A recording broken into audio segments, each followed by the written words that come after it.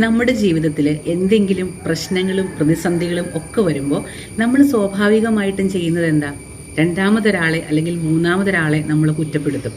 അവർ മൂലമാണ് എനിക്കിങ്ങനെ വന്നത് എന്നൊരു ചിന്തയായിരിക്കും പെട്ടെന്ന് നമ്മുടെ മൈൻഡിലേക്ക് വരുന്നത്. എന്നാലും അവരങ്ങനെ ചെയ്തത് കൊണ്ടാണല്ലോ എനിക്കിങ്ങനെയൊക്കെ സംഭവിച്ചത് എന്നൊരു ചിന്ത നമ്മളിലേക്ക് പെട്ടെന്ന് വരും.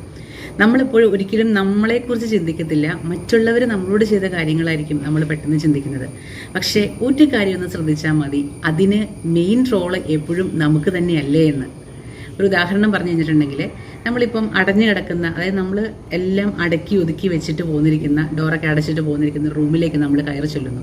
കയറി ചെന്ന പാടെ നമ്മൾ ഞെട്ടിപ്പോവുക. കാരണം എന്താണെന്ന് വെച്ചിട്ടുണ്ടെങ്കിൽ, അവിടെ ഇരിക്കുന്ന സാധനങ്ങളെല്ലാം ഇതിലായിട്ട് കിടക്കുന്നു. ടേബിളിൽ അടുക്കി വെച്ചിരിക്കുന്ന ബുക്കുകളെല്ലാം ഇങ്ങനെ തുറന്ന് ആകെ അലക്കുളുത്തായിട്ട് കിടക്കുന്നു.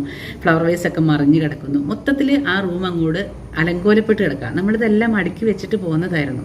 നോക്കിക്കഴിഞ്ഞപ്പോഴത്തേക്ക് മനസ്സിലായെന്ന് വെച്ചിട്ടുണ്ടെങ്കിൽ, കാറ്റാണ് ഈ പ്രശ്നങ്ങൾക്കൊക്കെ കാരണം. നമ്മൾ പെട്ടെന്ന് പറയും, ഓ ഈ നശിച്ച കാറ്റ് എല്ലാം നശിപ്പിച്ചു. അങ്ങനെ നമ്മൾ പെട്ടെന്ന് തന്നെ ഈ കാറ്റിനെ കുറ്റപ്പെടുത്തും. പക്ഷേ ഒരു കാര്യം ഒന്ന് ചിന്തിച്ചാൽ മതി, ആരാണ് ആ ജനൽ അടയ്ക്കാൻ മറന്നുപോയത്? നമ്മൾ ആ ജനൽ തുറന്നിട്ടത് കൊണ്ടല്ലേ അതിനകത്തൂടെ കാറ്റ് വന്നത്. എന്നാൽ ആ ജനലുകൾ അടഞ്ഞു കിടന്ന മുറികളിലൊന്നും ഒരു പ്രശ്നവുമില്ല. നമ്മളത് കാറ്റകത്തേക്ക് കയറാനുള്ള സാഹചര്യം ഒരുക്കി കൊടുത്തത് ആരാ? നമ്മളാണ്. നമ്മൾ എന്താ ചെയ്ത് ആ ജനൽ തുറന്നിട്ടിട്ട് പോകുന്നു. അപ്പോൾ കാറ്റിനെ യഥേഷ്ടം അതിലെ കയറി ഇറങ്ങാനായിട്ടുള്ള സർവ്വ സ്വാതന്ത്ര്യവും വന്നു. ആ കാറ്റ് അതിൻ്റെ ശക്തിയിൽ ഇങ്ങോട്ട് വന്നു, ഉണ്ടായിരുന്ന സാധനങ്ങളെല്ലാം മറിച്ചിട്ടിട്ട് പോയി. എപ്പോഴും നമ്മൾ ആ വാതിൽ അടച്ചിരുന്നില്ല, ജനൽ അടച്ചിരുന്നു എങ്കിൽ ഈ കാറ്റുള്ളിലേക്ക് കയറുകയും ഉണ്ടായിരുന്നില്ല, അതെല്ലാം യഥാസ്ഥാനത്ത് ഇരിക്കുകയും ചെയ്തേനെ. ഇതുപോലെ തന്നെയാണ് നമ്മുടെ പ്രശ്നങ്ങളും. എന്ത് വലിയ പ്രശ്നങ്ങളാണെങ്കിലും പ്രതിസന്ധികളാണെങ്കിലും അത് നമ്മുടെ മനസ്സിലേക്ക് എടുക്കണോ വേണ്ടയോ എന്നുള്ളത് നമ്മളാണ് ചിന്തിക്കുന്നത്. നമ്മുടെ ആ ജനലുകൾ എത്രമാത്രം നമ്മൾ തുറന്നിടുന്നു എന്നുള്ളതനുസരിച്ചിരിക്കും അതിൻ്റെ കാഠിന്യം നമ്മുടെ ഉള്ളിലേക്ക് വരുന്നത്. കുറച്ചൊരു ചെറുതായിട്ടൊക്കെയാണ് തുറന്നിട്ടേക്കുന്നതെന്നുണ്ടെങ്കിൽ വലിയ പ്രശ്നമൊന്നുമില്ലാതെ അങ്ങോട്ട് ഏഷ്യ അങ്ങോട്ട് പൊക്കോളും. നല്ല രീതിയിൽ അടച്ച് നല്ല ഭദ്രമാക്കി വെച്ചിരിക്കുന്നതാണ്. പുറമേ നിന്നുള്ള ഒരു പ്രശ്നങ്ങളും ഞാൻ ഏറ്റെടുക്കില്ല, എൻ്റെ മനസ്സിലേക്ക് കയറ്റില്ല എന്നുള്ള ഒരു പൂർണ്ണ ധാരണ അല്ലെങ്കിൽ ഒരു ഉറച്ച തീരുമാനം നമുക്കുണ്ട് എന്നുണ്ടെങ്കിൽ ഇതൊന്നും നമ്മളെ ഏശില്ല, അതെല്ലാം അതിൻ്റെ വഴിയെ പോയിക്കോളും.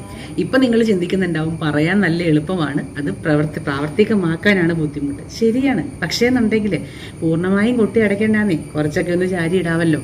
അത് ഫുള്ള് മറ്റു പ്രശ്നങ്ങൾ നമ്മുടെ ഉള്ളിലേക്ക് കയറുന്നതിനേക്കാളും നല്ലത് കുറച്ചൊക്കെ ഒന്ന് ചാരി ഇടുന്നത് തന്നെയാണ്. അപ്പോൾ അതിൻ്റെ കാഠിന്യം കുറയും, നമുക്കതൊരു ട്രെയിനിങ് ആവും. പിന്നീട് നമ്മളിത് കുറച്ചത് പൂർണ്ണമായിട്ട് അങ്ങോട്ട് അടച്ചു കളഞ്ഞേക്കുക. അല്ലാതെ എല്ലാ പ്രശ്നങ്ങളും നമ്മുടെ ഉള്ളിലേക്ക് എടുത്ത് എപ്പോഴും വിഷമിച്ചിരുന്നത് കൊണ്ട് കാര്യമുണ്ടോ എന്ന് ചോദിച്ചു കഴിഞ്ഞിട്ടുണ്ടെങ്കിൽ, ശരിയാണ്, വിഷമങ്ങളൊക്കെ വരും. പക്ഷേ ഒന്ന് മാത്രം ചിന്തിച്ചാൽ മതി, നമ്മൾ വിഷമിച്ചിരുന്നാലും സന്തോഷിച്ചിരുന്നാലും ആ കഴിഞ്ഞു പോയ കാര്യങ്ങൾ കഴിഞ്ഞു പോയത് തന്നെയാണ്. പിന്നെ നമുക്കതിനെ ഒന്നും ചെയ്യാൻ പറ്റില്ലല്ലോ. അപ്പം പിന്നെ അതിനെ ഓർത്ത് എന്തിനാണ് കരഞ്ഞുകൊണ്ടിരിക്കുന്നത്? ഇനി വരാനിരിക്കുന്ന കാര്യങ്ങളെക്കുറിച്ച് നമുക്ക് ചിന്തിച്ചുകൂടെ? അപ്പോൾ കഴിഞ്ഞതിനെ ഓർത്ത് വിഷമിച്ചിരിക്കാതെ ഇനി മുന്നോട്ട് എന്തെന്നുള്ളത് മാത്രം ചിന്തിക്കുക.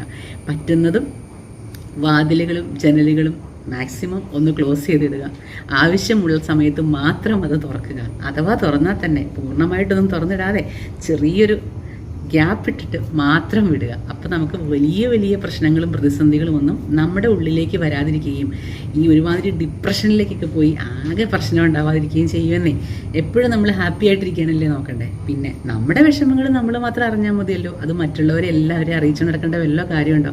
ഒരു കാര്യമില്ല. അതുകൊണ്ട് ബി ഹാപ്പി. മോർണിംഗിലെ നല്ലൊരു എനർജി എല്ലാവർക്കും കിട്ടട്ടെ. Happy day.